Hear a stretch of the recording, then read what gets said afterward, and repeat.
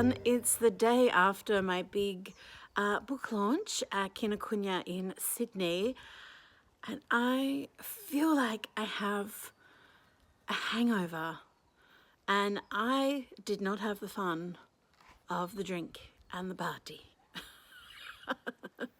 Which is weird because it was such a great day, but I suppose that's just, I'm tired maybe, I don't know. But I feel happy. But I had to do the welcome video. That noise in the background, if you can hear something that sounds like a dinosaur, it was a cow. But I had to start the video here because, hey, you two, tinsel. Oh, ignoring me, rude. I'm just sitting here, just loving. It's a beautiful Sunday morning. I can hear little birds singing occasionally. I have my little doglets here. I'm going to show you a little bit of what went down at the book launch, and I think we might do a little bit of art as well, so I can show you this process and give you a little sneak peek into the book in case you don't know. The dogs are about to start barking. Let's get on with it.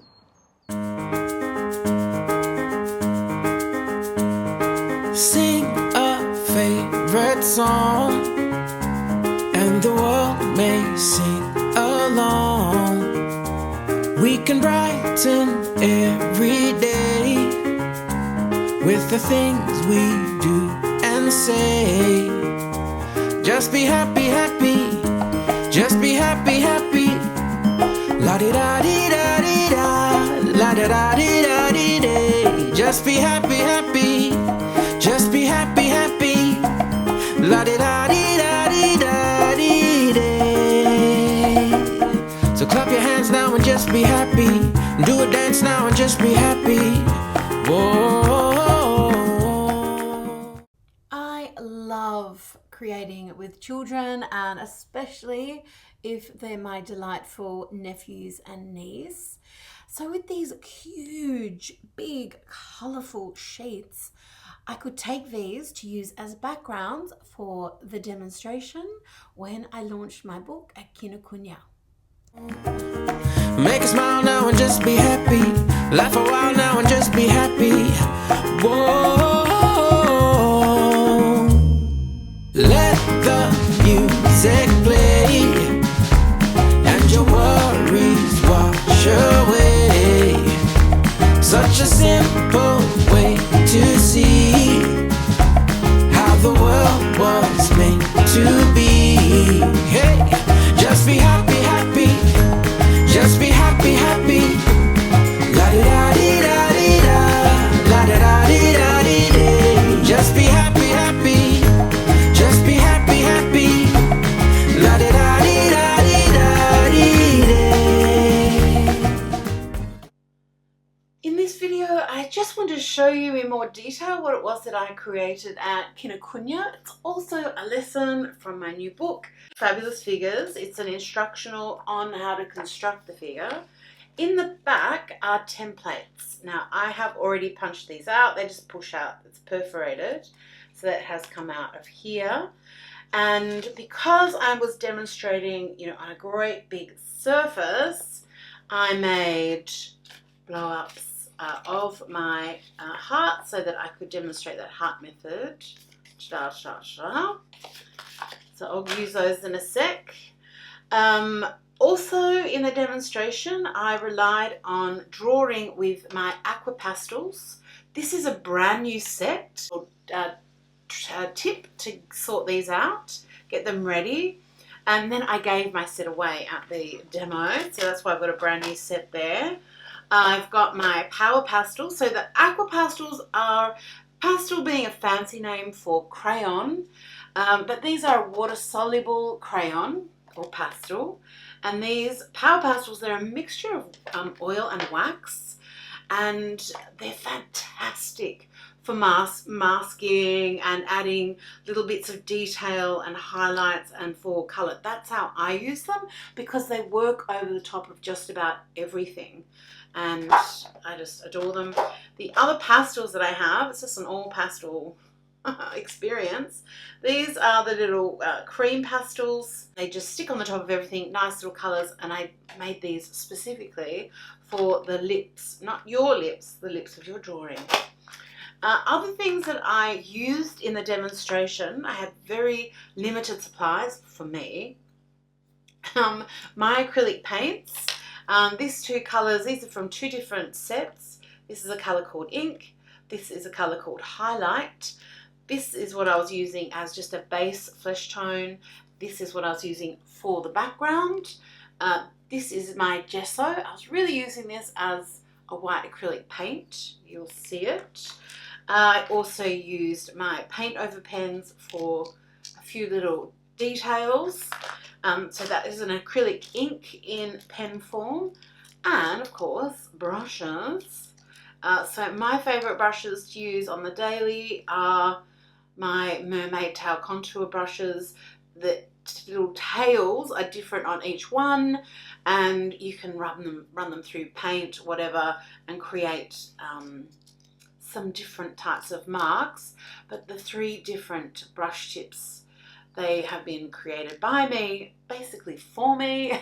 I just find these are the most useful. I use them all the time, love. And one of my incredible inks, this is a beautiful ink that thinks it's a watercolour. It's not. It's a dye-based ink, but don't tell it that. Shh. Cover your ears, Berrylicious. And these ones are scented. Oh, yum. Can you smell the little waft of berries coming up to you? No? Oh, you need smell-o-vision. First of all, I just want to set these up. Just like when you get watercolours, you have to unwrap them, do your other things. These ones have a little protective wax coating from when they are machined. So that when they go through the machine to shape them and to keep them protected. We don't want that coating anymore. It's not useful for us. So I've just got a damp cloth. This is actually a paper towel. And I'm just going to give each tip a little wipe so that they're ready for me to create with. Before we start, I just want to show you where we are heading to. This is the work that I created at Kinokuniya at my demonstration. I'm going to show you how we got there. We're going to make a few changes along the way, and I'm going to show you how some of the principles from my book work. This is one of the big sheets of watercolor that I created with my niece and nephews. We used a lot of stencils and sprayed through them with a product called Tint It. It's a aerosol spray paint, but unlike other spray paints, it's quite sheer. So you can get real layers of color and really beautiful shadowed effects. It almost looks watercolory, pastel-y, and it dries matte enough to keep creating on it. I usually love things that are really, really matte, but I love this. I thought this worked really well, and the kids adored using it. Another really fun product to use is alcohol ink, just to sprinkle on, splash it over the top like I'm doing here, and the vintage patinas. These are from Ranger. It's an opaque ink for metal, which I've never used it for. It dries with a bit of a satin finish, which resists water and other things, which again, it's a beautiful contrast to all the matteness and the other things. So I've sprinkled ink everywhere. Now I'm going to add a little bit of water, a watery paintbrush, just to spread some of those around and create some different marks so that I've got a really complex looking, interesting background. The first reason to do this is it's just plain fun to create something like this. To me, it makes my heart sing. It makes me happy to be alive and an artist. And secondly, it warms you up creatively rather than just diving into drawing something which might be complex, might be new for you, might make you nervous. Start with beautiful colors and then move into the drawing. You've already wrecked and made a hot mess of the paper, so it can't be perfect. So you're already on a roll. I'm going to draw with the AquaPastels that I set up earlier. Because these are water soluble, that means I can erase them a little once I'm on my acrylic background like this. I'm using the heart lines method that I created for my online workshops and that I cover in my book. The fun part of using the actual hearts is it helps you pre-visualize where the figure is going to be on the paper and to help you position things. The overall purpose of them is to help give you confidence with proportions. That's usually the number one thing that I hear people are worrying about when they first start to draw figures. And as you can see on screen, I'm not shy about changing my lines.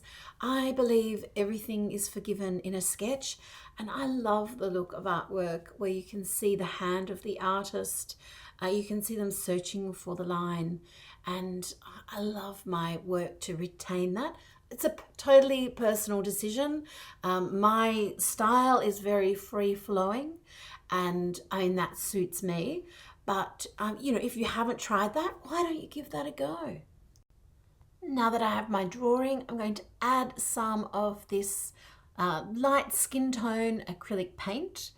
And when I add the paint, I come near the edges where my purple lines are.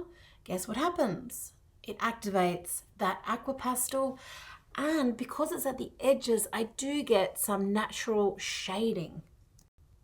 I also tend to use a paintbrush that's usually a little bit too big for the job. And I do this on purpose because it's another tool that helps keep my style loose and free-flowing. Again, it's hard to be perfect with an imperfect tool, I guess. But I like the effect of it. I like being able to see the brush strokes. I like the texture that it gives me. So this is one of my mermaid contour paintbrushes, and it's got an angled brush so that you can get a variety of different brush strokes with one brush. It's one of those versatile brushes, I find, and I just adore how that purple is activated and coming through that skin tone. It looks like, by the time I finish, it looks like quite sophisticated shading and shadowing that I've added, and it's really just that beautiful Michelangelo AquaPastel activating. I just adore it. If you wanted to, if you don't like the effect of the other colors being seen, all those little spots coming through from the patina paints, you can always wait for this to dry off a little and go in with a second coat. While I'm waiting for that flesh tone to dry, let's do something about the background. I want to knock either the background or her dress back a little so that I can make some sense out of the chaos that is that crazy colourful background. This is a colour called Ink from the Jane's Favourites collection of paints, acrylic paints that I have. And it's a very staining, deep, nice indigo blue. It's quite sheer and gorgeous. So I'm just adding that with lots of water so that it's sheer. And see how the figure comes forward?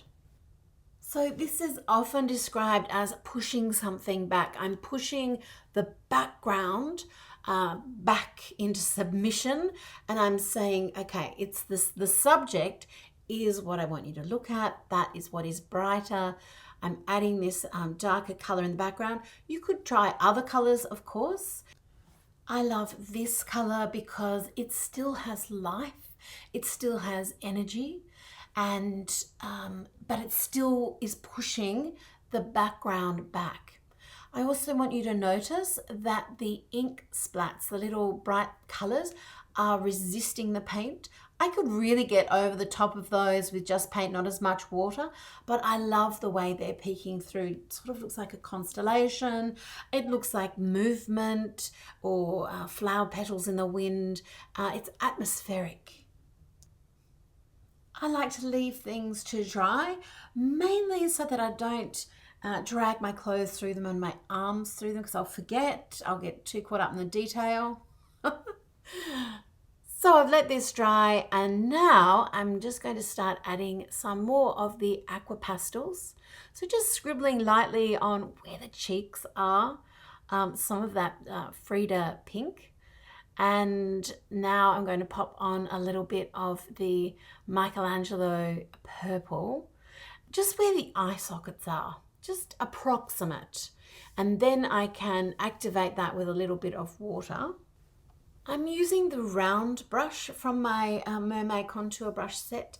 I usually use that with watercolors. Just it holds water, more water, and it has that fine point. I'm lifting the pink color off the watercolor crayon just for a little bit more intensity, because I don't want to rub that on the wet paint. It'll make funny texture marks.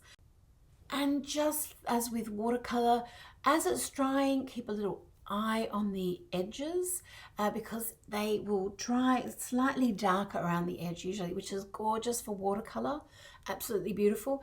But on a face, you might not want the cheek with a darker edge. You might want the cheek color to blend in more gradually to the skin tone. And if you want to learn more about where to place the features, I have that in my book. I have that in my online workshops. Basically, eyes sit about halfway on the skull, and the nose, or the shadow just under the nose, is about halfway between the eyes and the chin. And our mouth is round about halfway between the little shadow under the nose and the chin. So those are the basic placements. Every single face is different. They're just guidelines. So I'm putting those little markers in just so I can get a feeling of who it is that I'm drawing. I like to believe all of these people fall out of my paintbrushes. They're living in there. Now I'm going to turn to my other pastel set, the AquaPastels. These are not water soluble. These are a magical mix of wax and oil. They're very, very nice. Quite opaque as well. I always feel super creative and quite confident when I'm using the AquaPastels because they remind me of the crayons that I had as a child. They're just super fancy, that's all. I love laying in the different colors and just working out the details. So I'm using a black waterproof pen here to add the very darkest points of the face, which are in between the lips, under the nose and the nostrils, and the lash line. And with my features, loosely blocked in, I can add a little bit more highlight. So on anything that's catching the light. So the ball of the nose going up into a little of the bridge of the nose, that little highlight on the lip, around the jawline a little.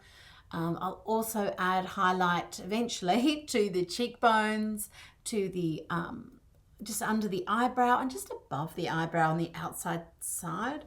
Just there's a change in the angles and the planes of the face, and it's nice to accentuate that. I'm also putting in a little bit of eye color, the iris, and then I can do a little bit more highlighting in the eyes, just catch that light in the eyes. I'm not just using the white though, I'm also using a color called Kinetic. So the AquaPastels and all of the names are named after power sources. I have so much fun naming all of my different products. I'm also using some paint pen to add in some highlight in the eyes and the white of the eyes because this is just a little bit easier to control. Also realized I had to make the eyes a little bit bigger and they were just too small on the face, and I'm using that paint pen to just block out the AquaPastel in the background, and then I'll just reset the eye as well. And using a paint pen allows for me to get in some finer detail. I love it when I get to this stage of my artwork because I know I'm getting close to the finish, but I've got all of the juicy details to keep working on. This is the tiny little tin of cream pastels, and you can just add a little touch of color, like a lip gloss really, with the little applicator that comes with it. Just adds a little bit of sheen and a depth of color that's gorgeous on the lips. So easy. Just also adding a little bit of this cream pastel around the eyes just to deepen the shadows. And the fun part of this whole process is it's not perfect. The face that I'm creating is definitely not perfect. I haven't used any rulers or anything to set it up so that it's straight. It's just like a real person, full of imperfections and a whole load of fun to create. I'm adding a shadow edge with my Power Pastels as well by mixing black and a little of the very, very darkest blue.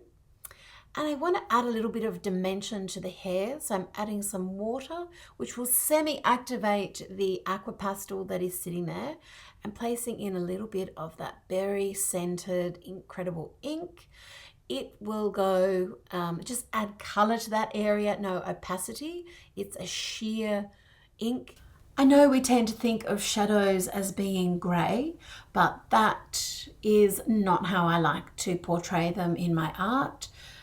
To me, the shadows are full of color, and I want the colors from that background to shine through. Just again, I want to push it to the back. So just leaning into that color.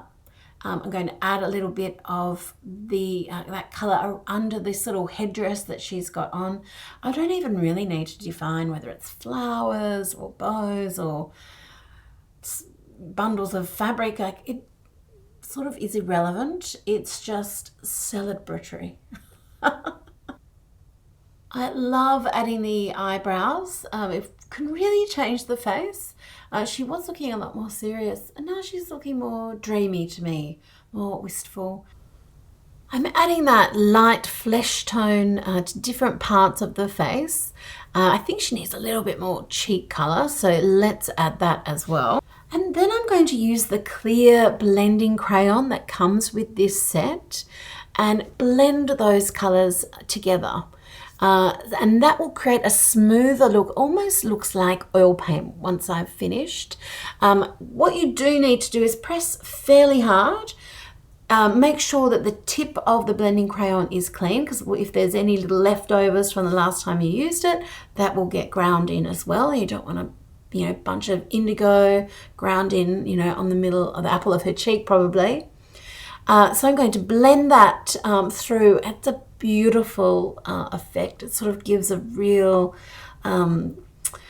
it still looks painterly and artistic, but it does give us a little bit of a hint of realness to the tone. And people will always ask you, what on earth did you use? How did you do that? Just tell them your magic. I'm going to quickly show you the girl that I partly finished during the demonstration. I created a darker skin color for her. I just added some of my color called Bear, Fox, and a little bit of copper as a highlight. So she does have a metallic sheen on her, and using the Power Pastels and the AquaPastels, just exactly the same process that I just walked you through. Putting some little loose indications of where I want the features. I actually moved them around. And then once I'm happy with the way that that looks, adding in more details with my paint over pens, with AquaPastels, with Power Pastels, with pen, and then that clear blender to blend the skin colors together, the different browns that I'd used for the skin tone. It looks gorgeous. And then just a little touch of the pink and the other various colors that I like to use for that gorgeous hair. And I think this girl is off to watch Beyonce perform at Coachella. I hope that you found this video useful and that you might be tempted to check out my book or my online workshops or some of my art supplies. I'd love for you to subscribe to my YouTube channel and enjoy some more art making with me.